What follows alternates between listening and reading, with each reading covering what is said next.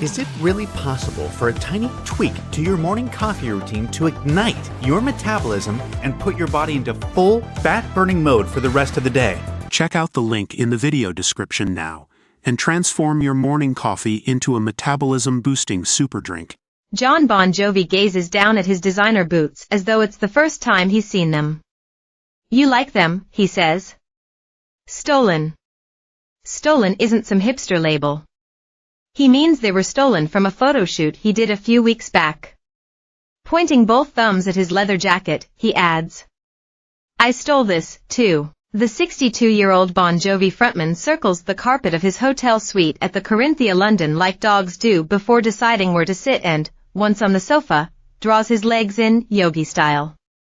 "We've met before, right?" On his group's 1987 hit Wanted Dead or Alive, Bon Jovi declared, "I've seen a million faces and I've rocked them all, so it's impressive that he recognized this one, not least because 28 years have elapsed since our last encounter."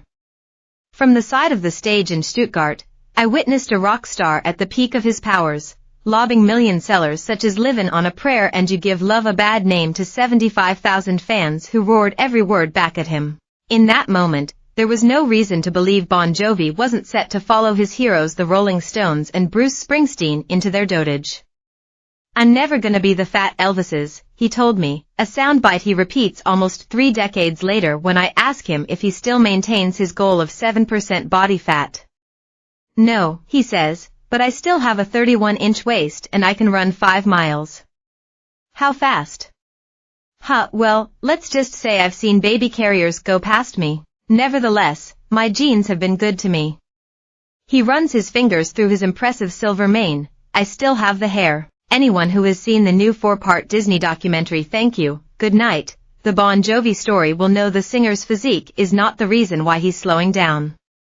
Decades of touring have robbed him of his singing voice. His atrophied vocal cords won't close when he tries to sing, robbing him of a fifth of his range. Prior to an operation in the summer of 2022 by leading throat surgeon Robert Sadeloff that would either fix the problem or render it irreparable, we watch Bon Jovi contemplate having someone take a knife to your vocal cords, then, waking up and it not being there.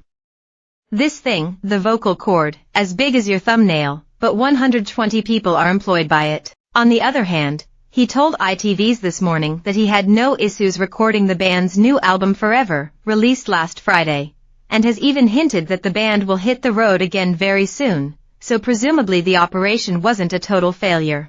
The album itself is a purposeful reaffirmation of Jon Bon Jovi's personal and political values.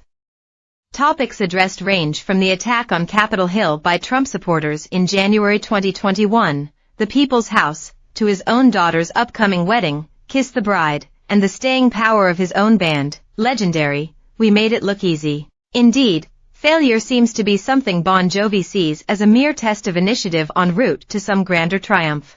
At the dawn of the 80s, he was already planning his ascent, pulling all-nighters at New York's Power Station, the studio owned by his cousin Tony, where the likes of Chic and Roxy Music recorded albums. As an errand boy, Bon Jovi watched David Bowie lay down vocals for Let's Dance. "You spoke when you were spoken to," he says. Bon Jovi recalls the moment Mick Jagger asked him how his demos were going. Within 5 years, Slippery When Wet, Bon Jovi's third album, released in 1986, was outselling the Rolling Stones by a margin of around 8-1, eventually shifting 16 million copies. He remains aggrieved about the music industry's reluctance to acknowledge the scale of his group's impact. Slippery When Wet wasn't nominated for a single Grammy, go figure, he says. He's similarly irked when talk turns to his band's induction into the Rock Roll Hall of Fame in 2018, an honor he feels was insultingly overdue. Accepting his award, his first words were, "I didn't know whether to do the F******** speech or the thank you speech." To understand why Bon Jovi wasn't taken seriously, you only need to recall the group's early image: spandex, cowboy boots, waistcoats on naked flesh. And the hair. So much hair. This may explain his cautious response at the photo shoot hours before our encounter, when he refused to try on any of the clothes sourced for him by U's fashion director.